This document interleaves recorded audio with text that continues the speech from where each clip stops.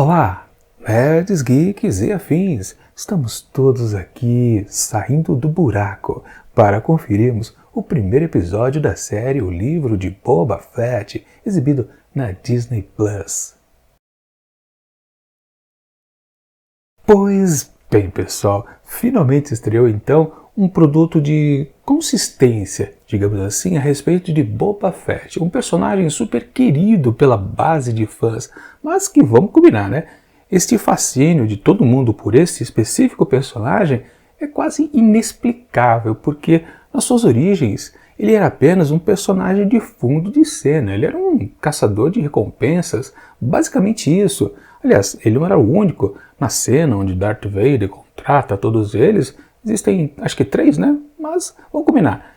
Lá dos todos presentes, os caçadores de recompensa, ele tinha a melhor persona, o melhor visual. Isso é fácil da gente constatar. Claro, ele ganhou uma certa importância para nós fãs de uma maneira realmente não explicável. Porque basicamente a gente pode considerar então que o que fez ele ficar talvez registrado na memória porque foi justamente esse caçador de recompensa que conseguiu capturar o Han Solo. Talvez seja a linha base da definição de por que a gente gosta dele. É por osmose, digamos assim, é por tabela, é por causa do Han Solo que a gente curte exatamente Boba Fett. Claro, tem as suas características visuais, que é incrível, aliás. E falando nisso, tem um bom making-of, documentário na Disney Plus também a respeito do Boba Fett, das suas origens, muita coisa ali que é colocada no produto, eu nem sabia. Por exemplo, eu não tinha noção que ele já faria parte do primeiro filme, onde eles seriam tipo uma tropa de elite lá dos Imperiais, que depois em outros filmes a gente acabou descobrindo que sim, existiram outras tropas assim, de maior destaque, maior prestígio ali em meio, né, acima dos Stormtroopers. Mas sim, aquilo não foi para frente porque seria muito caro, mas aquela armadura eles conseguiram ainda aproveitar para algum outro momento, que foi justamente, né, colocá-lo como um caçador de recompensa. Depois veio a história lá de ser um Mandaloriano e coisita e tal. E depois, quando ele fez um certo sucesso, numa certa parada, um desfile que aconteceu, ele foi embutido também lá naquele fatídico especial de Natal, onde ele aparece lá com aquela sua arma famosa, com aquela ponta em U, né? Que aparece aqui lá no episódio de estreia, no primeiro episódio da série The Mandalorian, né? Ok. Bom, a gente tem aquela coisa que a gente pode definir, então, que esse personagem ele começou a ser cultuado por todo mundo quase sem querer. E sempre se desejou que existisse algo mais substancioso. E finalmente, então, chegou aqui esta série, O Livro de Boba Fett, que literalmente trabalha um conceito da sua origem, talvez ainda entre aspas, né? Que na verdade a sua origem mesmo a gente viu também lá nos filmes, especificamente lá no prequel, né? Onde tivemos lá a presença dele como criança, o Boba Fett, e também seu pai, o Jango Fett, que aliás era o mesmo ator, né? Que fazia o pai e faz ele agora envelhecido. Mas sim, o que vale é que a gente sim já tinha uma base a respeito dele, então também continuar esse personagem seria complicadíssimo, porque literalmente ele já estava morto, porque ele morreu lá no fosso do Sarlacc, lá no finalzinho, ou lá no começo, né, de O Retorno de Jedi, quando justamente se salva o Han Solo. Aliás, foi uma morte até besta, eu lembro da sensação também que, caramba, porque ele morreu, aquele personagem lá que todo mundo tava falando, não sei o que, pá, acabou morrendo, assim, de uma maneira até bem tosca, né, talvez tão tosca quanto muita gente depois, décadas depois, né, reclamou da morte do Han Solo, né, enfim. Que vale. Aliás, da morte do Han Solo, eu acho até válido em certos aspectos, né? Mas o que importa, sim, é o personagem aqui, Boba Fett, que então tem que ter uma nova história. E aqui a gente acaba descobrindo que ele vai ser um novo Bam Bam Bam. Basicamente, ele vai pegar tudo o que tinha de importante colocado na figura do Jabba e ele vai ser, então, o novo gangster ali de Tatooine. Pelo menos ali em Mos Espa.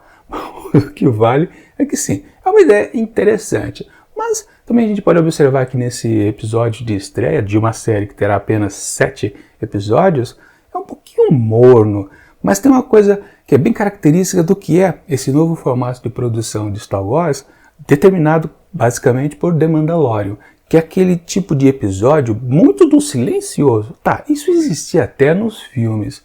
O George Lucas colocou isso na sua franquia, mas eu acho que o David Favreau, quando fez lá a concepção do primeiro episódio do Mandalorian, depois foi estendido para todas as partes, as 2 temporadas, tem esse silêncio embutido no episódio, ele não é muito falado, e aqui mais ainda acentuado essa característica, demora para ter uma fala aqui dentro do episódio, porque primeiro, claro, logo de início, já entrando no episódio, né, nós temos aquele momento onde estamos visitando o palácio do Jabba e já caímos nas lembranças então de Boba Fett, que está lá no tanque de Bacta, né, lá se regenerando e dando as lembranças iniciais justamente de quando ele foi criado. Na verdade ele é um clone do próprio pai, né, e depois ele viu a morte do pai lá naquela arena e pegou lá o capacete dele, né, que eu sempre fico me perguntando, onde é que está a cabeça do Jango Fett ali naquela história, mas enfim, não importa. Sim, ele tem um certo trauma, aquela coisa, né, por isso que ele não gosta de muitos Jedis, né, enfim, o que vale? A grande curiosidade mesmo é como ele sobreviveu então lá ao fosso do Sarlacc. Bom, basicamente ele usou o seu foguinho, né?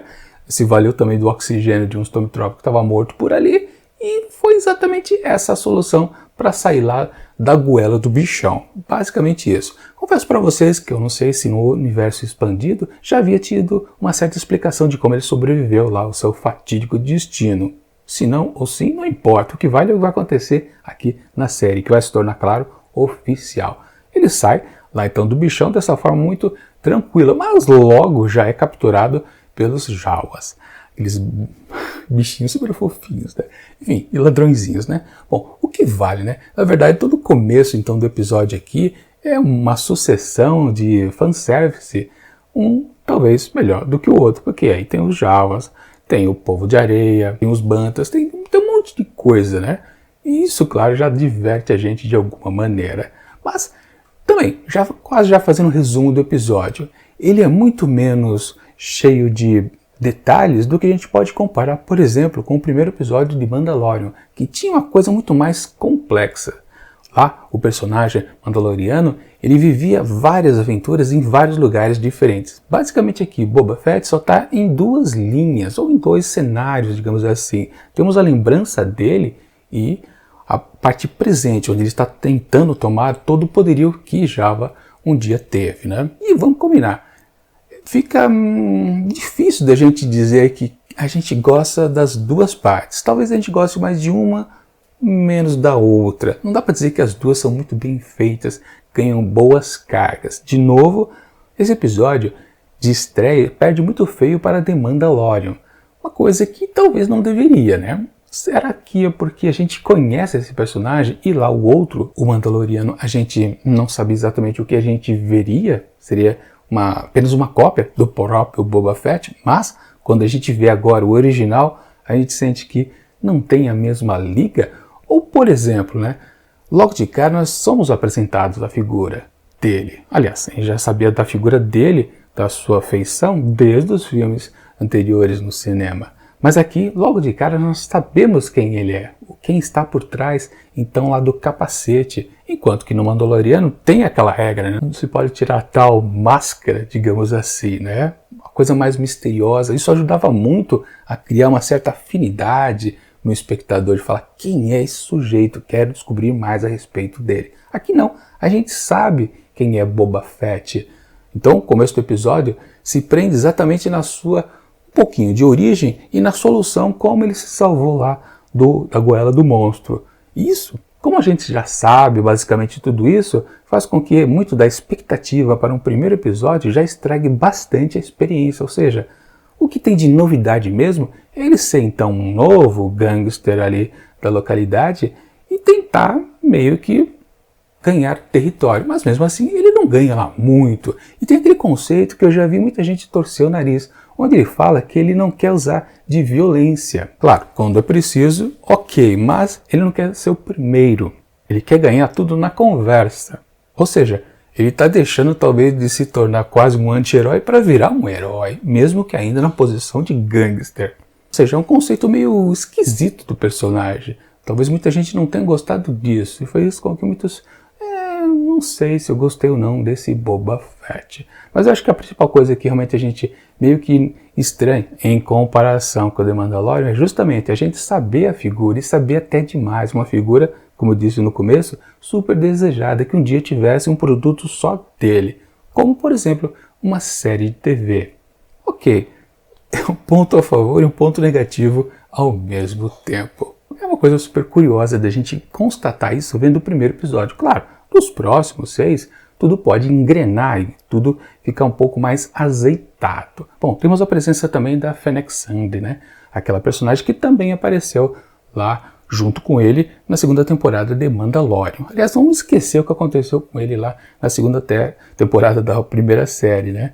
Mesmo que as histórias se passem no mesmo tempo, praticamente. É sempre bom fazer essas análises aqui de séries, às vezes um pouquinho conectada com a história geral, mas às vezes também desconectada. A gente sempre tem uma abordagem, por exemplo, a história em si funciona. E aí que está o problema, com certeza. Se o comecinho do episódio tem aquele monte de fanservice um atrás do outro, depois esfria por completo, e aí a coisa meio que desanda. Ela realmente fica um pouquinho quase insossa. Realmente, não tem dinamismo esse primeiro episódio, o que é uma pena.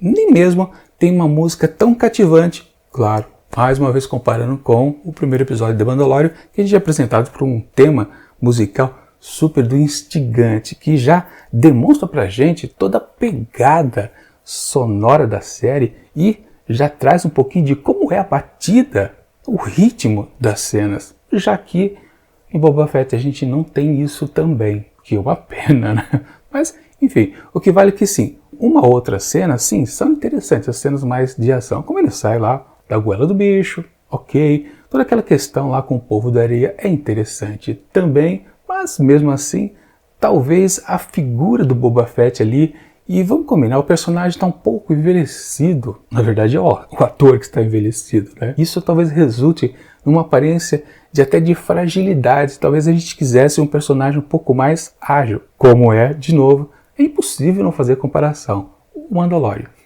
o Mandaloriano.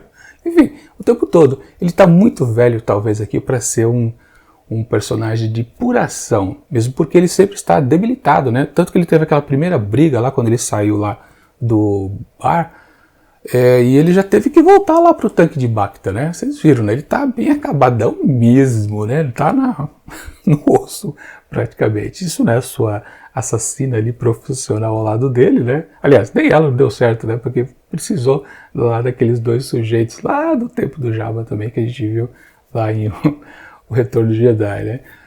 Que é bacana também.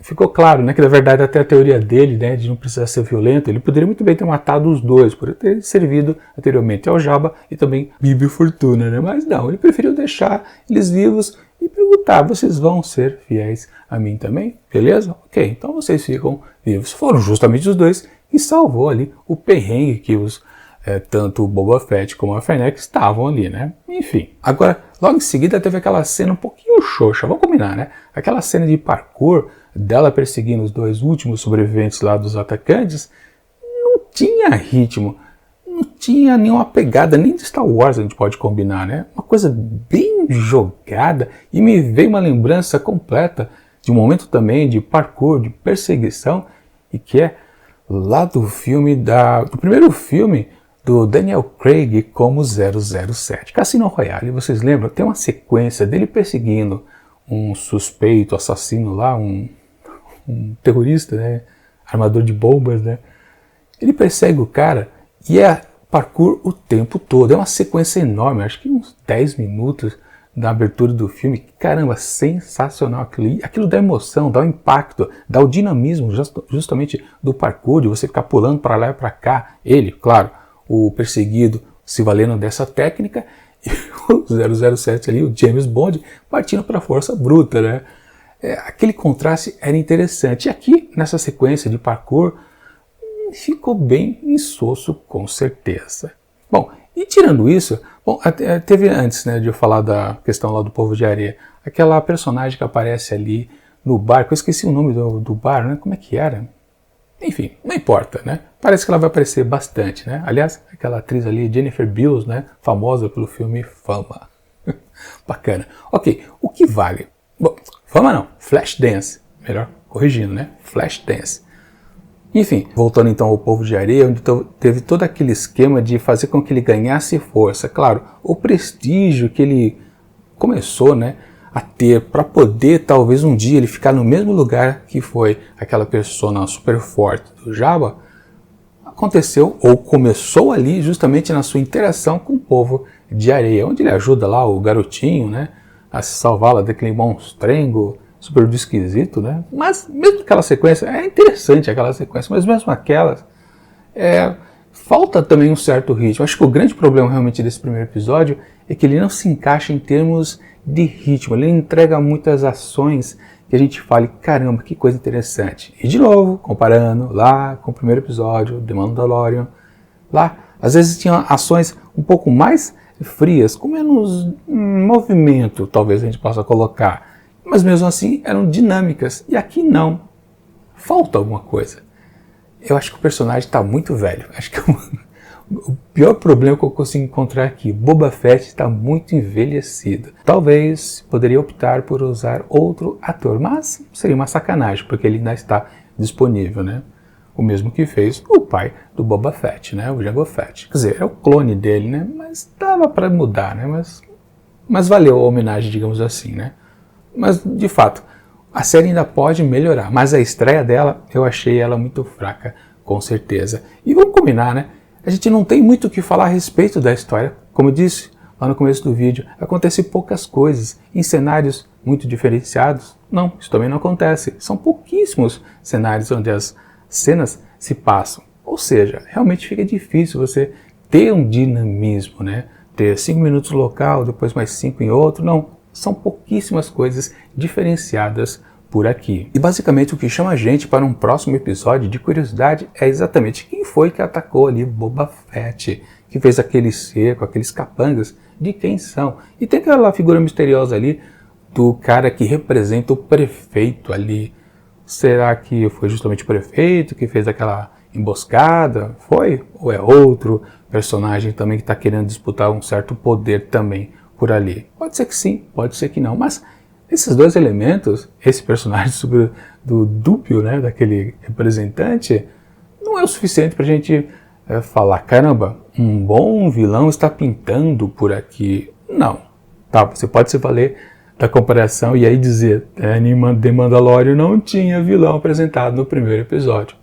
Não tinha. Quer dizer, tinha, mas ele não estava ali, estava sendo o contratante exatamente, né? Não estava fazendo nenhuma vilania, digamos assim. Aqui, nem isso, ele não é apresentado, ele é apenas um mistério, está ali atrás da cortina. A gente não sabe ainda quem mandou fazer aquela emboscada. Será que é o cara lá, o prefeito? Pode ser que sim, pode ser que não. Não dá para saber, não gera muita curiosidade. Ou seja, esse primeiro episódio tem muitos defeitos, muito dos esquisitos, para falar a verdade. Para quem acertou tanto em 2 temporadas da primeira série, por que fez essas mancadas agora? Isso é uma coisa super curiosa, realmente não dá para entender. Talvez pelo problema de ser um personagem conhecido. É o que eu acho, basicamente, no geral. Mas eu ainda estou confiante que a série pode melhorar a partir dos próximos 6 episódios. E chegar num bom final com um belo de um gancho para a gente desejar também uma certa segunda temporada com também conexões, quem sabe, com a terceira temporada de Mandalorian. Espero que isso aconteça. Tem que acontecer, na verdade, porque vai ser muito frustrante se essa série aqui, de um personagem que todo mundo queria ver tendo um produto substancioso, naufragar, não ser funcional. E logo de partida, tá meio nesse ponto. De qualquer forma, para esse episódio de estreia então aqui da primeira temporada de O Livro de Boba Fett, eu atribuo apenas 3,5 asteriscos. Eu acho que é o suficiente. Não dá para dar mais do que isso. Podia ser até 3, mas eu vou colocar 3,5 numa espécie de confiança, porque pode piorar, aí eu posso dar uma nota 3. Mas não dá para chegar a um 4 de maneira alguma. Não tem lá muita substância, ele não empolga esse episódio. Bem frio, com certeza. É isso.